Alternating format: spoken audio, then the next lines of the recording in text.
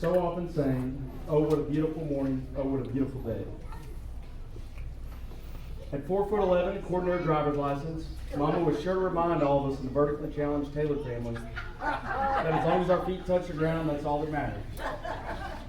I repeat this phrase a lot at work and when meeting new folks who comment about my stature, and I get a kick out of it knowing that I'm paying tribute to my mama. Mama always had a way of lifting you up and making you feel 10 feet tall. She praised and saw the best in everyone and come up with 5 compliments in a matter of 3 minutes, with every one of them being sincere. He's so smart. She's so beautiful. What a doll, she'd always be saying. When I think about my grandma, I think about her kisses, how holy she was, and how she taught by example. As far back as I can remember, our handicapped Uncle Joe lived with Mama and Papa. He suffered from intellectual disability and cerebral palsy that rendered him unable to speak and eat food that wasn't prepared in a special way. Our formative years as grandkids were spent with Uncle Joe being an integral part of our lives, while witnessing our grandparents and parents care for someone in need. We were never bored with him around. During our early years, he would chase us with his towel, laughing and swatting at us. We all had so much fun with him as he did with us. My cousin Lance would even take Joe to his high school baseball practices where he was always a hit. We have many friends and family here today that recall these fun times. So why am I telling you all this? I talk about Uncle Joe because he was one of the many blessings that Mama and Papa bestowed upon us. From a young age, we experienced one of God's blessings. It wasn't easy for Mama or Papa or our family to care for Uncle Joe, but we were taught to love and care for those in need, and he was one of our family's biggest blessings. We were taught that everyone is valuable and offers good things as long as we look for them.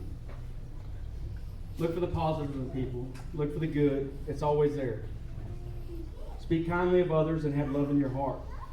This is what Mama taught us through her words, but most importantly, through her actions. One memory I recall while the family was swimming at Lake Livingston was seeing my cousin Austin walking toward us. He was carrying a severely handicapped teenage girl just like a baby down to the water. Her wheelchair couldn't make it through the sand, and her family wanted her to have fun too. Austin had picked her up without hesitation and brought her down. Being descendants of Papa Dan, an extremely sensitive man, naturally my aunts and cousins and I all cheered up with joy. Some say having a heart like this is something you're born with. I believe it's something you can be taught, and there wasn't a better teacher than Mom.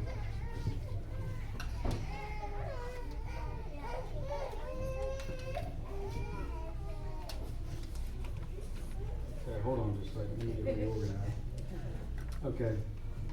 Life was busy at the Taylor house, perhaps even a little chaotic. The only way to make things work was to have those Taylor girls out on the front lines. The girls cooked as soon as they could reach the pot to stir the gravy, and cleaned as soon as they knew the difference between a mop and a broom. Sundays after church often entailed a supper gathering where they hosted the priest and many friends at their house. The Taylor girls would help Mama prepare meals, tidy the house, and be dressed to the nines to greet everyone. The guests were always impressed. Our fondest memories in the Taylor family were always centered around God. Naturally, Easter weekend at the lake was everyone's favorite holiday. Good Friday included a fish fry, with Saturday being reserved for a crawfish boil. As Uncle Ken always made the crawfish too spicy. Act like you hadn't heard that before. We would consume heavy amounts of cold beer to cool our tongues. This whole process led to one heck of a hangover, and there was no sleeping it off the next day. It didn't matter how late we stayed up, we were going to be at church the following morning. Mama would shout at us, "Get in the car! We're going to be late!" We were never late. The Taylor family was at least 30 minutes early every time. Mama loved to laugh and play, but she wasn't messing around when it came to church. As I close, I want to share a final thought about what I was always so proud of. My grandparents are married 59 years. I've heard all the stories to know that it wasn't easy. But Mama and Papa were madly in love. And they would always persevere because of this love they had for one another. A selfless love that worked together without reservation. The kind of love that takes in Mama's handicapped brother when her mother passed. The Bible says that the man should be the spiritual leader in his family. Mama filled this role. And Papa followed, and I think that worked out just fine. Their love withstood hardships and the test of time, and I take such pride in my grandparents for this. I'd like to wrap things up by encouraging all of us to love and laugh as big as Mama did. Let this always be our goal. Know everything goes back to God. Mama always kept love and God in her heart, and I think this is why she laughed so often. We promised her we would pray for her to make it to heaven. I think it's safe to say that she's up there now.